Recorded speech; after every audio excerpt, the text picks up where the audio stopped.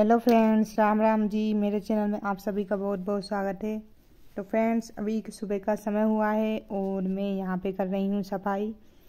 सबसे पहले मैं यहाँ पे घर में झाड़ू लगा देती हूँ और इसके बाद में फिर मैं पोछा वगैरह लगाऊंगी।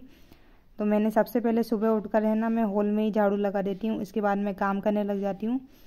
और लेकिन जब मैं फ्री हो जाती हूँ, थोड़ा नाश्ता वगैरह हम लोगों ने बना लिया था, तो फिर मैंने कहा चलो पोछा और लगा देती हूँ। तो हॉल में एक बार और झाड़ू निकाल देती हूँ, क्योंकि पता नहीं फ्रेंड्स कहीं से मतलब इतनी धूल वगैरह आ जाती है हॉल में, इसलिए है ना, इसमें कम से कम दिन भर में हमें 2-3 बार झाड़ू लगाना ही पड़ता है। एक बार सुबह उठ के लगाना पड़ता है और एक बार पोछा लगाने से पहले मैं लगा लेती हूँ। इससे क्या होता है, छोटे छोटे जो जीव जंतु रहते हैं ना, चींटी वगैरह, वो भी नहीं मरते हैं। कभी पोछा लगाने में अगर वो मर जाते हैं तो मुझे बहुत ज़्यादा दुख होता है। इसके लिए फ्रेंड्स, अब मैं पोछा का जो कपड़ा है वो धोकर अच्छे से बांध देती हूँ। और सबसे पहले मैं यहाँ पे किचन में पोछा लगा दूँगी, और फिर जब किचन में पोछा लग जाएगा ना, तो फिर मैं इसके बाद में हॉल में पोछा लगाना है मुझे, तो मैं हॉल में पोछा लगाऊंगी। और इसके बाद में मैं फ्रेंड्स इसको धो लेती हूँ, क्योंकि बार बार धोने से क्या होता है, इसका जो गंदगी वगैरह रहती है वो निकल जाती है, इसलिए मैं बार बार इसको धोती हूँ। और फिर दोनों रूम में पोछा वगैरह लगा देती हूँ। वैसे तो ये काम मैं काम से फ्री होने के बाद ही करती हूँ, लेकिन कभी कभी ऐसा रहता है कि मुझे काम की जल्दी नहीं होती है, तो फिर मैं पहले पोछा लगा देती हूँ, उसके बाद मैं काम कर लेती हूँ।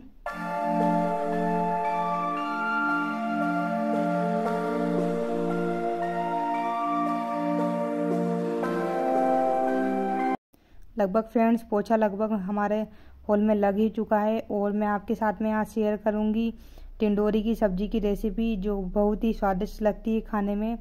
आप लोगों के यहाँ पे टिंडोरी को क्या बोलते हैं, मुझे कमेंट में ज़रूर बताइएगा, क्योंकि कहीं कहीं इसको कुंदरू भी बोलते हैं और कहीं कहीं टिंडोरी भी बोलते हैं। और एमपी में तो नहीं मिलती है, खैर, और मिलती भी होगी तो मुझे पता नहीं, लेकिन मैंने यहीं पर आके ये देखी, अच्छी लगती है मुझे सब्ज़ी। फर्स्ट टाइम तो मैंने इसको नहीं बनाई थी, क्योंकि मुझे बनानी नहीं आती थी।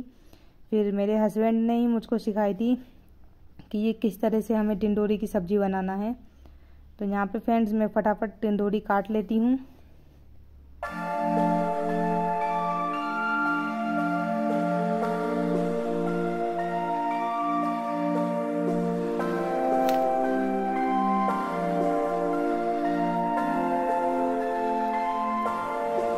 चलिए फ्रेंड्स, टिंडोरी अब हमारी कट चुकी है। अब हम इसको फ्राई करने की तैयारी करते हैं।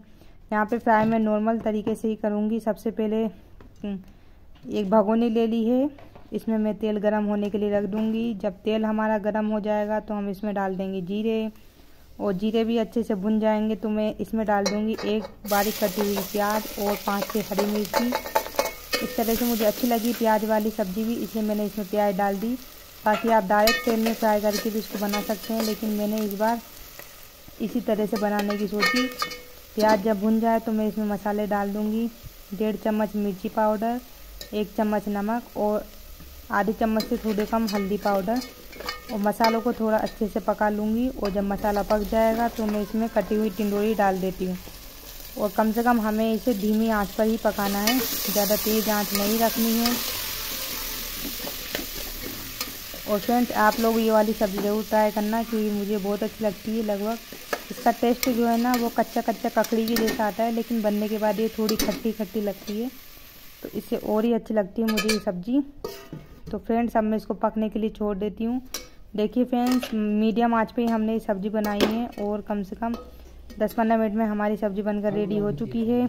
चलिए फ्रेंड्स, अब मैंने छत पे कपड़े धो के डाले थे, तो मैं छत पर आ गई थी, और यहाँ पे ही मशीन रखी हुई है मेरी मम्मी की।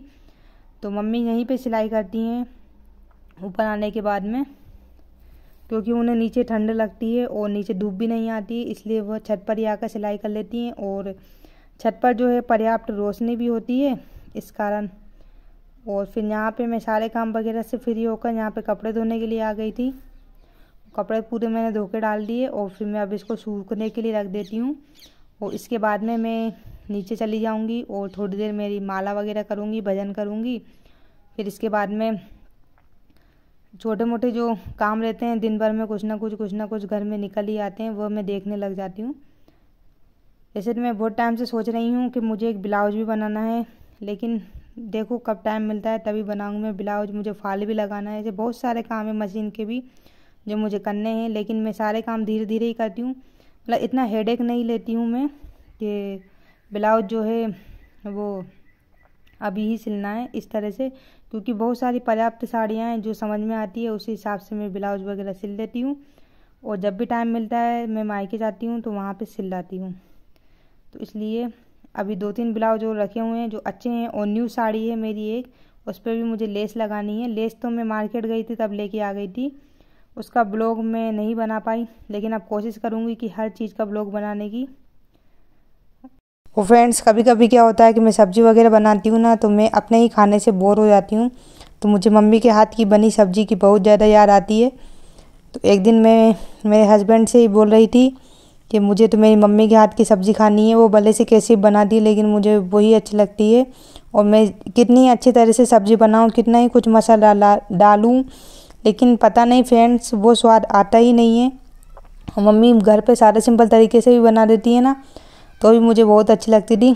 लेकिन अब क्या करें, जब MP जाएंगे तभी मम्मी के हाथ की सब्ज़ी वगैरह खा पाएंगे। मेरी मम्मी की मुझे आलू बैंगन की सब्ज़ी बहुत मज़ेदार लगती है, मतलब मम्मी हर सब्ज़ी बनाती है ना सब मस्त लगती है, पता नहीं, लेकिन मैं बनाती हूँ तो मुझे इतनी अच्छी नहीं लगती है। हो सकता है मैं अपने खाने को खा खा के बोर हो गई हूँ।